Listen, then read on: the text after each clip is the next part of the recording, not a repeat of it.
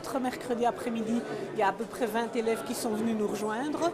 Donc sur un groupe de 75 élèves, il y en a à peu près un tiers donc, qui se sont investis vraiment à fond et qui sont venus de 1h de l'après-midi jusqu'à peu près 5h, 4 mercredis d'affilée. On a isolé les classes, on a mis des réflecteurs de lumière et des réflecteurs de chaleur. Alors c'était pas très compliqué, on leur a dit qu'il y avait une possibilité de pouvoir venir expliquer après tout ce qu'ils avaient réalisé à des personnes aux sciences infuses justement, et je crois que c'est une simulation et une motivation qui leur a permis de se dire mais là il faut qu'on s'investisse. Il y a beaucoup d'élèves aussi qui ont besoin justement de ce concret qu'on ne trouve peut-être pas spécialement dans l'enseignement général, et je crois que c'est ça aussi qui les a motivés à venir avec nous le mercredi.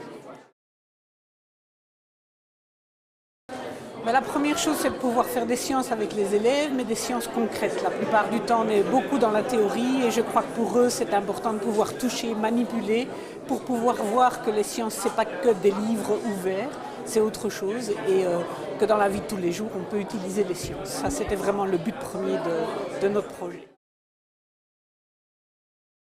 La difficulté dans l'enseignement secondaire, c'est que justement, on a très peu d'heures avec nos élèves. Dans le cadre de notre groupe, on a 2 heures d'activité complémentaire par semaine seulement avec eux. Et donc c'est pour ça qu'on a dû déborder un petit peu les mercredis après-midi pour arriver à faire notre projet jusqu'au bout.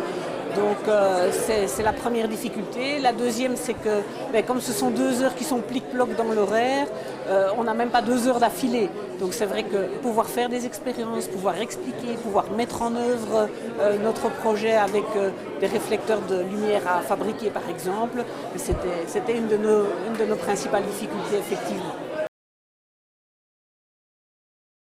Je crois qu'une des premières facilités qu'on ait eues, c'est que les sciences infuses, que l'UCL nous soutiennent dans notre projet. Ça, c'est aussi un élément très important parce qu'on est un petit peu seul dans l'enseignement.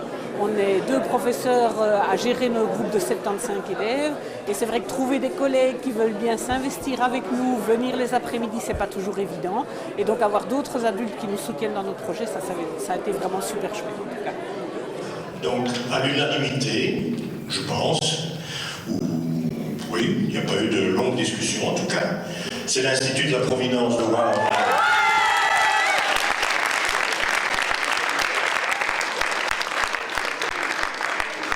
Alors, ce qui vaut à l'Institut de la Providence le premier prix, c'est essentiellement 3 qualités, mais sans doute pas rien que celle-là, mais les trois plus grandes. C'est 1, un lien fort avec le référentiel des compétences de l'enseignement.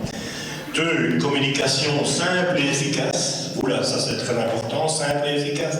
Et 3, des objectifs bien ciblés et la réalisation pratique de ce qui a été analysé.